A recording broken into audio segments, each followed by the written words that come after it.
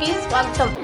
పార్కుల మంత్రి నారాయణకు పబ్లిసిటీ పిచ్చి పట్టుకుని ఆర్భాటాలు తప్ప నెల్లూరు నగరానికి చేసింది శూన్యమేనని వైసీపీ జిల్లా యువజన అధ్యక్షులు ఊటుకూరు నాగార్జున ధ్వజమెత్తారు. శనివారం నెల్లూరు నగరంలోని వైసీపీ సిటీ కార్యాలయంలో జరిగిన మీడియా సమావేశంలో మాట్లాడుతూ మంత్రి నారాయణ పబ్లిసిటీ పిచ్చితో ఉన్నాడని, అందుకే భగత్ సింగ్ కాలనీలో 1400 మందికి ఇళ్ల పట్టాలు మంజూరు చేస్తున్నామని డప్పు కొట్టుకుంటున్నాడన్నారు.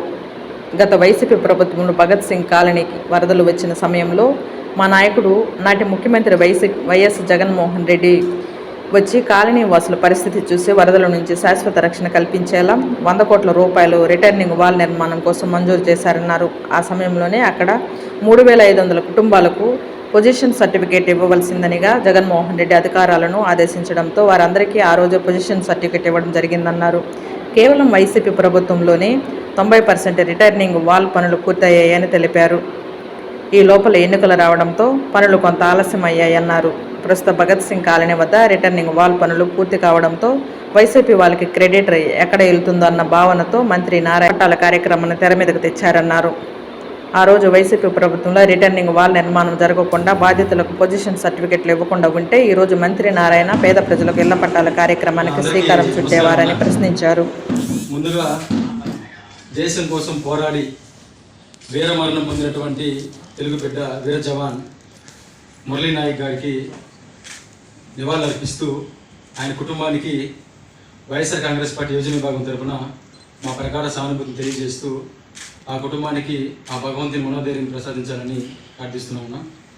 ఇకపోతే ఈ మీడియా సమావేశాన్ని ఏర్పాటు చేయడానికి ముఖ్య ఉద్దేశం భగత్ సింగ్ కాలనీకి సంబంధించిన ఇళ్ల పట్టాల ఇష్యూ ఏదైతే జరుగుతూ ఉందో ఆ ఇష్యూని ఉన్న వాస్తవాలను మీడియా ద్వారా ప్రజలకు తెలియజేయాలనే ఉద్దేశంతో ఈ యొక్క మీడియా సమావేశాన్ని ఏర్పాటు చేయడం జరిగింది. గత 2 రోజులు మీరు చూస్తూ ఉన్నారు, గౌరవ మంత్రివర్యులు శ్రీ నారాయణ గారు ఆయన కావచ్చు, లేకపోతే ఆయనకు సంబంధించిన తెలుగుదేశం పార్టీ నాయకులు కావచ్చు, తెలుగుదేశం పార్టీ కార్యకర్తలు కావచ్చు, 1400 కుటుంబాలకి మా నాయకుడు నారాయణ గారు శాశ్వతంగా ఇళ్ల పట్టాలు ఇప్పించాడు అని చెప్పేసి ఆయన సంబంధించిన మీడియాలోనో లేకపోతే ఆయన సంబంధించిన సోషల్ మీడియాలోనో ఆయన అనుచరులకు సంబంధించిన ఫేస్బుక్ స్టోరీల్లోనూ హల్చల్ చేస్తూ నానా హంగామా చేస్తూ నెల్లూరు సిటీకి సంబంధించి 2 రోజుల నుంచి చాలా హంగామా చేస్తూ ఉన్నాడు. దాంతోపాటు మళ్ళీ పాలాభిషేకం కూడా చేసుకుంటా ఉన్నారు. నేను ఒకటే అడుగుతా ఉండి మంత్రి గారు నారాయణ గారిని ఒకటే అడుగుతా ఉన్నా, ఈ వాస్తవాలు ప్రజలు తెలియకపోతే ఏమవుతుందంటున్నా, గతంలో మాదిరిగా నారాయణ అంటే అభివృద్ధి అంటే నారాయణ అని ఏదైతే అన్నారో నేను ఒక ప్రెస్ మీట్లో కూడా మాట్లాడుతా అబద్ధం అంటే నారాయణ, నారాయణ అంటే అబద్ధం అని కూడా నేను తెలియజేయడం జరిగింది ఆ రోజు. దాని ఉదాహరణ నేను ఇప్పుడు చెప్పే ఒక చిన్న సంఘటన. గతంలో వైఎస్ఆర్ కాంగ్రెస్ పార్టీ అధికారంలో ఉన్నప్పుడు జగన్మోహన్ రెడ్డి గారు, మా నాయకుడు జగన్మోహన్ రెడ్డి గారు ముఖ్యమంత్రిగా ఉన్నప్పుడు 2019-24 మధ్యలో అక్కడ ఒక భగత్ సింగ్ కాలనీకి సంబంధించి వరదలు వస్తే అక్కడున్న చాలా ఇల్లులకు సంబంధించి కావచ్చు, అక్కడున్న చాలా ప్రాంతం డ్యామేజ్ అయితే అప్పుడు మాజీ మంత్రి వర్యులు మా అనిల్ కుమార్ యాదవ్ గారు అక్కడున్న పరిస్థితులను జగన్మోహన్ రెడ్డి గారికి వివరించి ఆయనకి ఆ పరిస్థితులు తెలియజేసి అక్కడున్న వాళ్ళకి శాశ్వత పరిష్కారం చూపించాలనే ఉద్దేశంతో జగన్మోహన్ రెడ్డి గారిని అక్కడికి ఆ ఏరియాకి పిలవడం జరిగింది. స్వయంగా ఆ ప్రాంతానికి జగన్మోహన్ రెడ్డి గారు ప్రాంతానికి రావడం జరిగిన ఫోటోలు. ఆ రోజు జగన్మోహన్ రెడ్డి గారు పర్యటించిన ప్రాంతం భగత్ సింగ్ కాలనీలో ప్రజలు ఎదుర్కొంటున్న సమస్యల్ని స్వయంగా చూడడానికి జగన్మోహన్ రెడ్డి గారు పర్యటించిన ఫోటోలు ఇవి. మేము ఆ రోజు ఆయనతో పాటు ఉన్నాం అక్కడ. ఆ రోజు ఆయన స్వయంగా ఆ ప్రాంతానికి వచ్చి ఆ ప్రాంతంలో జరిగిన ఏదైతే ఇబ్బందులు, ఏదైతే అక్కడ సమస్యలు ఉన్నాయో ఆ ప్రాంతంలో ఉన్న ప్రతి ఒక్క పరిస్థితులు ఆయన క్షుణ్ణంగా పరిశీలించి అక్కడున్న బాధితులు వాళ్ళందరినీ కలుసుకొని వాళ్ళతో మాట్లాడినప్పుడు వాళ్ళెంతో బాధతో, వాళ్ళెంతో ఆవేదనతో వాళ్ళు చెప్పిన సమస్యలను విని ఈ సమస్యకి ఎట్లయినా సరే శాశ్వతంగా పరిష్కారం చూపాలి, మళ్ళీ సమస్య వస్తూ ఉంటే ఇట్లా ఇబ్బందికరమైన పరిస్థితి చేయడం కరెక్ట్ కాదు, ఈ సమస్యకి పరిష్కారం చూపాలన్న ఉద్దేశంతో తక్షణమే అక్కడి నుంచి ఆయన 100 కోట్ల రూపాయలను రిటర్నింగ్ వాళ్ళకి సంబంధించి నిధులను అక్కడికక్కడ శాంక్షన్ చేయడం జరిగింది. దాంతోపాటు వీళ్ళందరూ కూడా శాశ్వతంగా ఇళ్ల పట్టాలు ఇస్తే బాగుంటుందని ఒక ఆలోచన చేసినప్పుడు అప్పుడు ఇరిగేషన్ డిపార్ట్మెంట్ వాళ్ళతో మాట్లాడితే ఇక్కడ ఈ వరద ప్రాంతాల వాళ్ళకి శాశ్వతంగా ఇవ్వడం కుదరదు సార్, ఇప్పుడున్న పరిస్థితుల్లో ఈ రిటర్నింగ్ వాళ్ళు పూర్తి అయితేనే మనం ఇవ్వడానికి దీన్ని బేస్ చేసుకోవడానికి వీలవుతుంది అని ఆ రోజు జగన్మోహన్ రెడ్డి గారు కావచ్చు, మా నాయకుడు అనిల్ కుమార్ గారు చెప్పడం జరిగింది. అప్పుడు ఇమీడియట్గా మా నాయకుడు జగన్మోహన్ రెడ్డి గారు ఆదేశాలు ఏమి ఇచ్చాడంటే, ముందు ఇక్కడ నివసిస్తున్న ప్రజలందరికీ కూడా దాదాపు ప్రతి ఒక్కరికి కూడా ముందు పొజిషన్ సర్టిఫికెట్లు ఇవ్వండి, రిటర్నింగ్ వాళ్ళకి సంబంధించిన పనులను యుద్ధ ప్రాతిపదికన ప్రారంభించి తొందరగా పూర్తి చేసి ఆ కుటుంబాలకి ఖచ్చితంగా త్వరగా కూడా మనము ఇల్లు పట్టాలు ఇచ్చే కార్యక్రమం చేపట్టాలని చెప్పేసి ఆదేశాలు ఇవ్వడం జరిగింది ఆ రోజు. అందులో భాగంగానే దాదాపు 3,500 కుటుంబాలకి పొజిషన్ సర్టిఫికేట్ ఇవ్వడం జరిగింది అప్పుడే. ఈ 4 సంవత్సరాల్లో 90% దాకా ఈ రిటర్నింగ్ వాల్ ఏదైతే ఉందో ఆ రిటర్నింగ్ వాల్ సంబంధించిన పనులు మేము పూర్తి చేయడం జరిగింది. మా గవర్నమెంట్లో, జగన్మోహన్ గారి గవర్నమెంట్లో దాదాపు 90% పనులను, రిటర్నింగ్ వాల్ పనులను కూడా పూర్తి చేయడం జరిగింది. అప్పుడు ఎలక్షన్ కోడ్ రావడం వల్ల ఆ పనులు కొంచెం నిలిచిపోవడం జరిగింది. దురదృష్టవశాత్తు మేము అధికారం కోల్పోయాం. ఆ తర్వాత వచ్చిన ఈ సంవత్సర వ్యవధి కాలంలో, ఈ సంవత్సర కాలంలో ఏ రోజు కూడా ఆ భగత్ సింగ్ కాలనికి సంబంధించి ఆ ప్రజల సమస్యల పట్ల కావచ్చు, ఆ భగత్ సింగ్ కాలనికి సంబంధించిన ప్రజలు ఇళ్ల పట్ల సంబంధించి ఏ రోజు కూడా నారాయణ గారు ఒక ఆలోచన కూడా చేసిన పరిస్థితి లేవు. కానీ అక్కడున్న లోకల్ నాయకులు కొంతమంది ఇట్లా ఆ రోజు జగన్మోహన్ గారు వచ్చినప్పుడు ఈ విధంగా చెప్పారు, ఆల్మోస్ట్ ఆల్ పనులు పూర్తి అయిపోయినాయి, మీరు కానీ ఇప్పుడు కానీ ఒక లెటర్ కానీ పెడితే ఆ లెటర్ ద్వారా ప్రతి ఒక్కరికి ఇళ్ల పట్టాలు ఇచ్చే కార్యక్రమం జరుగుతుంది, అది ఆ గ్రేట్ అంతా మనమే చేసుకున్నట్టు అవుతుంది ఒక సలహా ఇస్తే ఈ పెద్ద మనిషికి చేసేది మంచిదే. నారాయణ గారు లెటర్ పెట్టాడు. ఆ పెట్టిన లెటర్లో కూడా ఏం పెట్టాడు, గత ప్రభుత్వంలో కట్టిన రిటర్నింగ్ వాళ్ళు 100% దాదాపు పూర్తి అయిపోయింది, ఆ 10% పనులు కూడా ఈయన ప్రత్యేక శ్రద్ధ పూర్తి చేసింది ఏమీ లేదు, ఆ 10% పనులు కూడా ఆన్ గోయింగ్ ప్రాసెస్ లోనే పనులు పూర్తి అయ్యి తప్పితే ఈయన ప్రత్యేక శ్రద్ధ తీసుకుంది ఏమీ లేదు. ఆ పనులు పూర్తి అయిపోయినాయి కాబట్టి అందరికీ పట్టాలు ఇవ్వచ్చు. ఇల్లు పట్టాలు ఇస్తే మనకు మంచి మైలేజ్ వస్తుంది. ఎందుకంటే చంద్రశేఖర్ రెడ్డి గారు కార్యకర్తలు కావచ్చు, సిటీ కాన్స్టిట్యున్సీలు తీసుకుపోతూ ఉన్నారు. ఇట్లాంటప్పుడు మనం ఇట్లా కార్యక్రమం చేస్తే మనకు ఒక మంచి మైలేజ్ వస్తుంది అనే ఒక ఉద్దేశంతో పెట్టాడు. ఈయన ఒక లెటర్ పెట్టాడు, ఇదే లెటర్ పెట్టాడు, నేను చెప్పడం కాదు. వాళ్ళు ఏ లెటర్ పెట్టారు అనేది కూడా మీరే మంత్రి గారిని అడగండి. ఆ లెటర్ చూపించమనండి, ఇరిగేషన్ డిపార్ట్మెంట్కి ఏ లెటర్ పెట్టారు అనేది మీకే తెలుస్తుంది. పెడితే ఈయన లెటర్ పెట్టాడు, క్యాబినెట్ ఆమోదించింది, సంతోషం. 14 వాళ్ళకి మంచి జరగాలనే ఉద్దేశంతో మా జగన్మోహన్ రెడ్డి గారు ఆయన ఆశీస్సులతో వైఎస్ఆర్ కాంగ్రెస్ పార్టీ తలపెట్టిన కార్యక్రమాన్ని పూర్తి చేసే సంతోషం.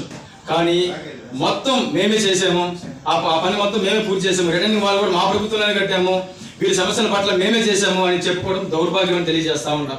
నిజంగా మీకు భగత్ సింగ్ కాలనీ పట్ల, ప్రజల పట్ల కావచ్చు, అక్కడున్న స్థానికుల పట్ల మీకు అంత చిత్తశుద్ధి ఉండుంటే 2014-2019 మధ్యలో మీరే మంత్రిగా ఇదే సాగున్నారు కదా, దశాబ్ద కాలం నాటి సమస్యకి ఆ 5 సంవత్సరాల్లో మీరు ఎందుకు సమస్యకి పరిష్కారం చూపలేకని మేము సూటిగా ప్రశ్నిస్తా ఉన్నాం.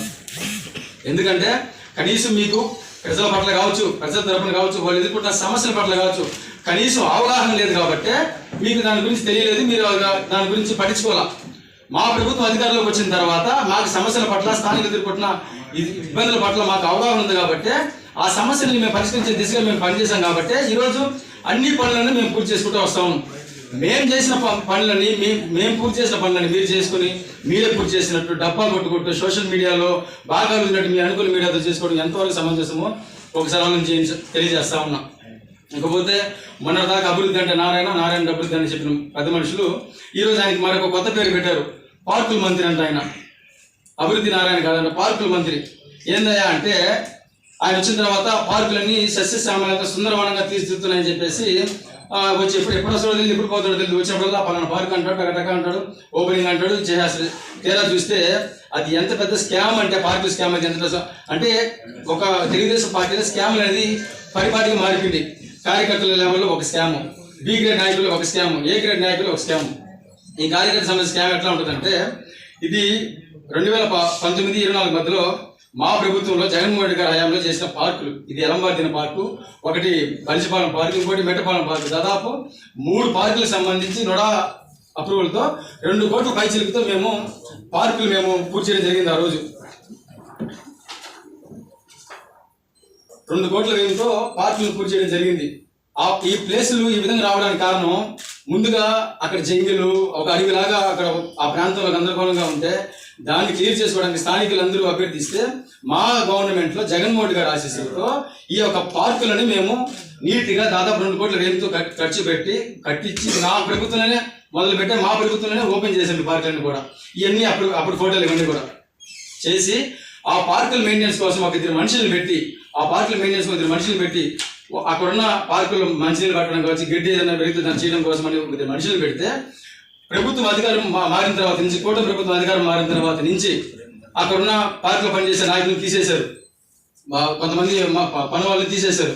ఎందుకు తీసేశారా అంటే పార్కులు సుందరవనం కూడా ఎప్పుడు పార్కులోకి వచ్చినా ఇది జగన్మోహన్ గారు గడిచిన పార్కు, ఇది జగన్మోహన్ గారు గడిచిన స్కూల్ అని చెప్పుకుంటున్నారనే ఉద్దేశంతో పార్కులో పనిచేస్తున్న మనుషుల్ని తీసేసి ఆ పార్కులు పూర్తిగా నిర్వీర్యామయం అయిపోయే విధంగా ఆ పార్కులకు ఎవరు ఇంకా బాగూడదు, ఆ పార్కులు చెత్త చెదారం ఎక్కువ పేరుకోపోయింది, ఆ పార్కులు మెయింటెనెన్సే లేదు అని ఆ పార్కులకు సంబంధించి ఎవరు కూడా కన్నెత్తి చూసే విధంగా ఏమీ లేకుండా పూర్తిగా నిర్వీర్యమైపోయే విధంగా ఆ పార్కుని తయారు చేసి 1కి 10 సార్లు నేను అడిగా, సార్ మనుషులు పెట్టండి, ఎంతో ఖర్చు పెట్టి ఆ పార్కులు కట్టాం, 10 మందికి ఉపయోగపడుతుంది అని చెప్పి నేను ఎన్నోసార్లు కమిషనర్ గారు కూడా కలిస్తే ఒక మనిషిని పెట్టకపోగా ఆ పార్కులు దాదాపు సంవత్సరం రోజులుగా ఆ పార్కులు నిర్వీర్యమైపోయి గందరగోళం అయిపోయి ఆ పార్కులు దౌర్భాగ్య స్థితికి వచ్చేసరిగా అట్ట పెట్టేసి ఇప్పుడు కొత్తగా ఎన్క్యాప్ ద్వారా వాళ్ళ నాయకులు కేవలం తెలుగుదేశం పార్టీ నాయకులకి లబ్ధి చేకూర్చాలా అనే ఒక దురుద్దేశంతోనే ఒక పార్కుకి ఒక 13 డివిజన్లోనే 50 లక్షల రూపాయల బ్యూటిఫికేషన్ పేరుతో ఒక్క 13 డివిజన్లోనే ఎలంపట్టిన పాతమెట్టపాలెం బలిసిపాలెం సంబంధించి 50 లక్షల రూపాయల బ్యూటిఫికేషన్ పేరుతో నిధులు గ్రాంట్ చేసి ఒక డివిజన్లోనే 50 లక్షలు నేను చెప్పేది, మిగిలిన 20 డివిజన్లు దీంతో కాకుండా 20 డివిజన్లు ఎన్ని కోట్ల రూపాయలు ఈ విధంగా జరుగుతుందో ఆలోచించండి. కేవలం బ్యూటిఫికేషన్ అనే పేరుతో వాటికి అద్దులు ఒక డెకరేషన్ లాగా చేసి అవి ఓపెన్ చేసి ఆ పార్కులు మొత్తం మేమే చేసాం, పార్కులు ప్రభుత్వం ఏమి చేయలేదని చెప్పుకోవడానికి మాత్రమే ఈరోజు తెలుగుదేశం ప్రభుత్వం ఆ పార్టీ నాయకులు కావచ్చు, కార్యకర్తలు కావచ్చు లబ్ధి చేకూర్చాలనే ఉద్దేశంతోనే ఎన్క్యాప్ గ్రాంట్ ద్వారా ఆ పార్కుని స్టార్ట్ చేసి మేము చేసే పనులు కూడా వాళ్ళు పునఃప్రారంభించుకుని మేమే పనులు చేసాము, మేము అభివృద్ధి అంటే నారాయణ పార్కుల మంత్రి నారాయణ అని చెప్పించుకోవడానికి ఈ విధంగా చేశారు తప్ప ప్రజలకి ఏ విధంగా ఉపయోగ పరిస్థితిలో లేదు. ఇప్పుడు ఈ రోజు ఆ పార్కులు పెట్టే ఆ జిమ్ ఎక్విప్మెంట్స్ కూడా CSR గ్రాంట్ ద్వారా ప్రైవేట్ కంపెనీలు వాళ్ళు ఏదో 1%తోనో ప్రైవేట్ కంపెనీలు కొన్ని ఇస్తూ ఉంటాయి, జిమ్ ఎక్విప్మెంట్స్ కావచ్చు, ఇవి వాళ్ళు వర్క్ చేసుకున్నప్పుడు కొన్ని ఇస్తుంటారు. ఆ గ్రాంట్ ద్వారా తీసుకొచ్చారు, ఫ్రీగా ఇస్తే తీసుకురావడం కూడా సంతోషమే. ఇక్కడ భయపడాల్సిన విషయం ఏంటంటే తెలుగుదేశం ప్రభుత్వంలో ఏదైనా పని చేస్తే రూపాయి ఆదాయం లేకపోతే ఏ పని చేయరు, అట్లాంటి ఉచితంగా పని చేశారంటే ప్రజల మీద ఫ్యూచర్లో ఏం భారం పడుతుందో అనే భయంతో ఆందోళన ప్రజలు ఉన్నారు.